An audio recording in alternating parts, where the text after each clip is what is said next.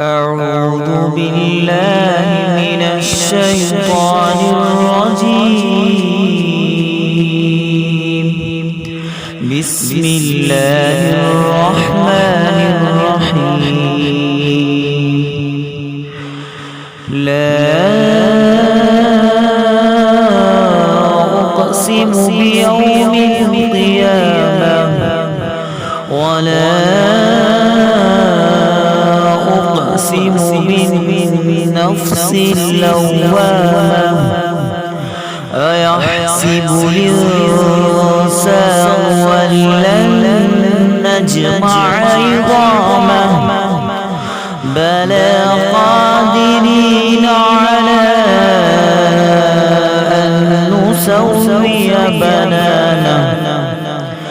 بل يريد الإنسان ليفجر أمامه يسأل أيان يوم القيامة فإذا برق البصر وخسف القمر وجمع الشمس والقمر يقول الإنسان يومئذ أين المفر كلا لا وزر إلى ربك يومئذ المستقر ينبأ الإنسان يومئذ بما قدم وأخر بل الإنسان على نفسه بصيرة ولو ألقى معاذيره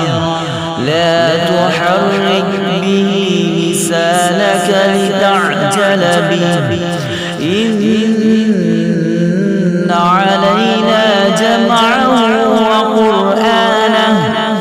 فإذا قرأناه فاتبع قرآنه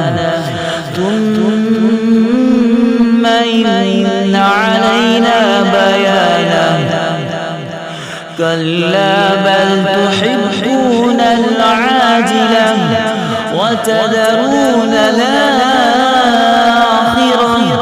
وجوه يومئذ ناظرة إلى ربها ناظرة ووجوه يومئذ باسرة تظن أن يفعل بها فاقرة كلا إذا بلغت التراقي وقيل من راق وظن أنه الفراق والتفت الساق بالساق إلى ربك يومئذ المساق صدق الله العظيم.